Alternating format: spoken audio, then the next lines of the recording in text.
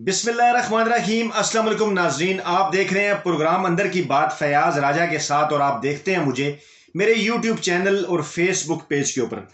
दोस्तों, election commission of Pakistan से आज मुस्लिम लीग नवाज को एक और रिलीफ मिला है और कराची NA 249 के ऊपर जो है के अंदर जो है वो दोबारा से रिकाउंटिंग हो रही है पूरे हल्के की।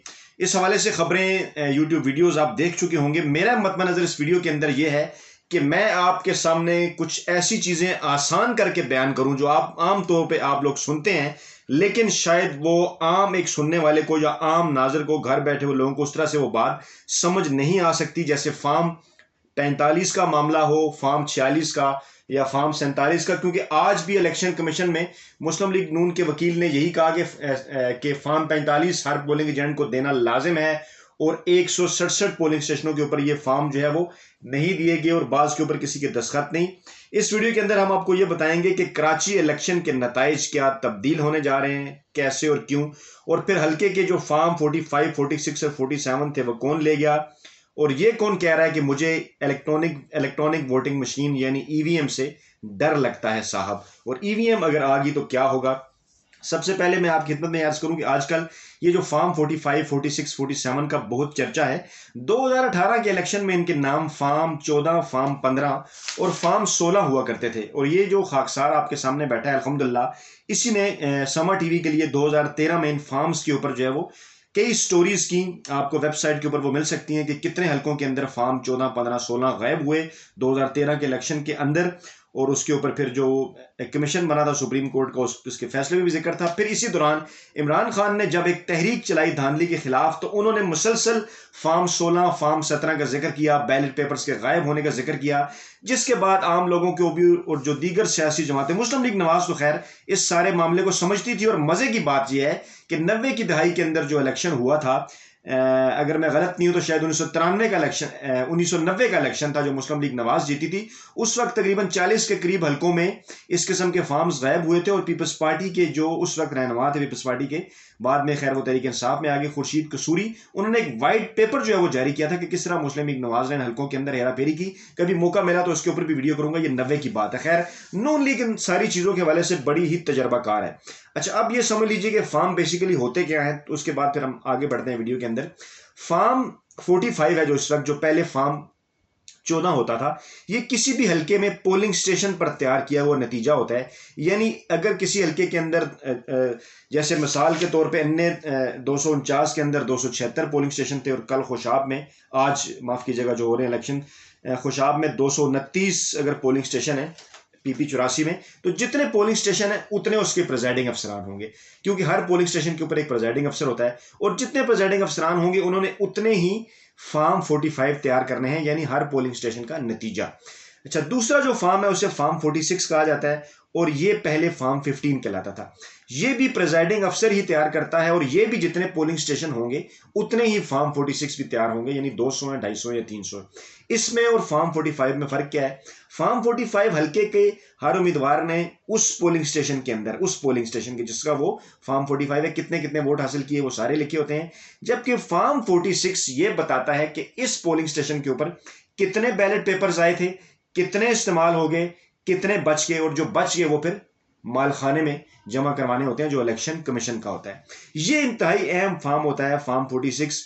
इसके अंदर बैलेट पेपर्स का हर पोलिंग स्टेशन के रिकॉर्ड होता है। होता यह था कि माजी में भी कई सियासी जमातें करती रही, मुस्लिम लीग नवाज के ऊपर पंजाब में इल्जाम लगता रहा, इनके ऊपर कराची में इल्जाम लगता रहा। होता यह नहीं कि मेरा वोट आप डाल देंगे या आपका वोट कोई और डाल देगा, ये धांधली का तरीका गया पुराना।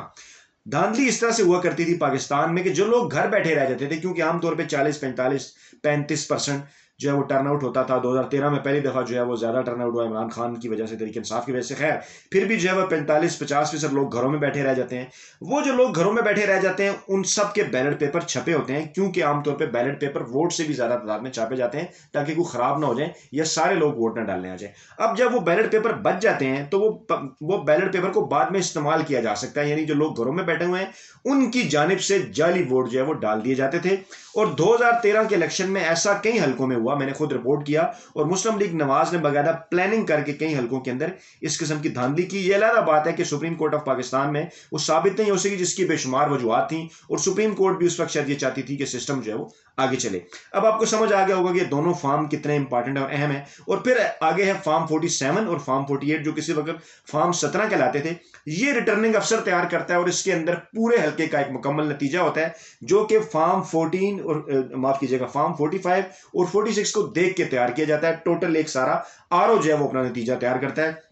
और इस फार्म में अगर गड़बड़ हो 2013 में इस फार्म के जो अदाद शुमार थे वो पिछले फार्म यानी फार्म 15 और फार्म 14 के जो अदाद शुमार थे वो फार्म 17 के साथ नहीं मिल रहे थे, तो इसीलिए फार्म 14 और 15 गायब हो गए थे। और ये कहा गया था कि ये आरओ का इलेक्शन है, क्योंकि ये इल्जाम था कि आरओज ने फार्म 17 के अंदर फिगर्स चेंज कर दिए। तो ये सबसे पहले कौम को ये लेसन, ये सबक इमरान खान ने सिखाया कि नवाज लीग ये किया करती है। आज नवाज लीग जो है वो एक बड़ी चैंपियन बनकर खुद इन फार्म्स के हवाले से बात कर रही है और शायद बता रही है कि उसकी जद्दोजहद जो है वो बड़ी ज्यादा है। लेकिन आज इमरान खान उनसे मजीद 8 साल आगे चले गए और उनसे ईवीएम मशीन की बात कर रहे हैं। ईवीएम मशीन के मुतालिक भी मैं आपको बताता हूं कि वो अगर आ गई तो क्यों उनको डर लगता है और क्यों फार्म 14, 15, 16 जो है वो फारग हो जाएंगे, चाहे वो गायब भी हो। मामला क्या है, पहले ये समझ लीजिए कि नून लीग ने यह कहा जनाब कि यहां पर 167 पोलिंग स्टेशनों पर फार्म 45 पर किसी पोलिंग एजेंट के दस्तखत नहीं है, यानी दस्तखत ना होने को एक बड़ा वो इल्जाम करार दे रहे हैं। बिल्कुल दे सकते हैं, अच्छी बात है।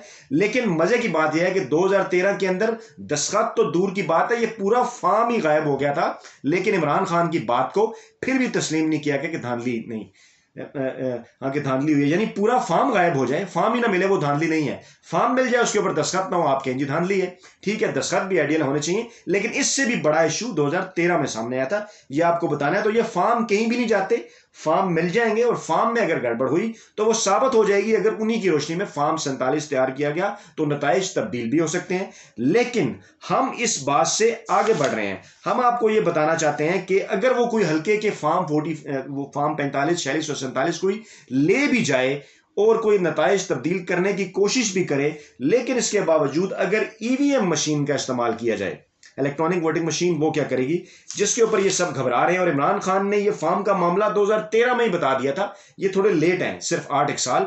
अब इमरान खान मजीद आगे की बात कर रहा है जो हमारे इंडिया के अंदर प्रैक्टिस हो रही है। 50 करोड़ से ज्यादा इंडिया के अंदर वोटर हैं और हम शोर कर रहे हैं जी कि 10 करोड़ वोटों में बड़ा मसला हो जाएगा। ना सिर्फ इखराजात कम होंगे ईवीएम मशीन से, आप यहां से अंदाजा लगाइए कि इन रिजल्ट को महफूज बनाने के लिए खुशाब के इलेक्शन के अंदर 229 जो पोलिंग स्टेशन है वहां पर 229 गाड़ियां हायर की गई हैं। हर गाड़ी में 5-5 लोग होंगे, मोबाइल, फ्यूल। पूरे इलेक्शन पे आप जरा देखिए कि कितने अरबों रुपए इसके ऊपर खर्च होते हैं। ईवीएम मशीन के जरिए सिर्फ आप वोट नहीं डालेंगे, बल्कि ईवीएम मशीन फार्म 45, 46 और 47 का चक्कर ही खत्म कर देगी। कैसे? क्योंकि सिर्फ आधे घंटे के अंदर आपको सॉफ्टवेयर के जरिए सारे नतीजे मिल जाएंगे। मैनुअल काम इसके अंदर कम से कम हो जाएगा। आपको ना फार्म 15 बनाना है, ना 16, ना 17, ना 45, ना 46, ना 47, ये सारे फार्म गायब हो जाएंगे। और ईवीएम मशीन जो कि गिनती भी करेगी, कम से कम इंसानी वसाइल इस्तेमाल होंगे, कम से कम पोलिंग स्टाफ इस्तेमाल होगा, धांधली के इम्कान कम से कम होंगे, कोई धुंध की बात नहीं होगी, कोई खलाई मखलूक की बात नहीं होगी। एक एतराज जो लोग करते हैं कि सॉफ्टवेयर इंसान ही बनाते हैं, ठीक है, इदारे इसके ऊपर कंट्रोल रखेंगे। लेकिन इंडिया में एक ऑप्शन इसके ऊपर जब एतराज़ात हुए तो इंडिया ने एक सॉफ्टवेयर इसके साथ बिल्कुल बनाया जिसको वीवीपैट कहते हैं, यानी voters verified paper audit trail. यानी जब आप वोट डालते हैं तो वो फिर ऑडिट भी हो सकता है, उसकी एक पेपर ट्रेल भी साथ बन जाती है। जैसा कि आप एटीएम मशीन यूज करते हैं, उसमें से एक चिट बाहर निकलती है, इसमें ये होगा कि आप अपना वोट पंच करके डालेंगे और एक कागज उसी तरह से घिर के आपने किसको वोट डाला है वो मशीन के अंदर महफूज हो जाएगा। बाद में इंसानी लिहाज से अगर आप उसका ऑडिट करना चाहें तो आप उसका ऑडिट भी कर सकते हैं। तो आप उस तजर्बे की तरफ आ ही नहीं रहे। आप कराची के ऊपर शोर मचाते हैं, डस्का के ऊपर शोर मचाते हैं, कल खुशाब के ऊपर, आज खुशाब के ऊपर भी शोर होगा। लेकिन ईवीएम की जब बात करते हैं इमरान खान साहब जब हुकूमत, तो आप कहते हैं जी ये बड़ा खर्चा है। खर्चा इसमें निहायत कम हो जाएगा, मिनिमाइज हो जाएगा। खर्चा उसमें ज्यादा है, जिस किस्म का सिस्टम हम चला रहे हैं इसके ऊपर बात की जा सकती है। तो मैंने इस वीडियो के अंदर आपको यह समझाने की कोशिश की कि कैसे ईवीएम मशीन जो है वो फार्म 45, 46 और 47 का किरदार ही खत्म कर देगी।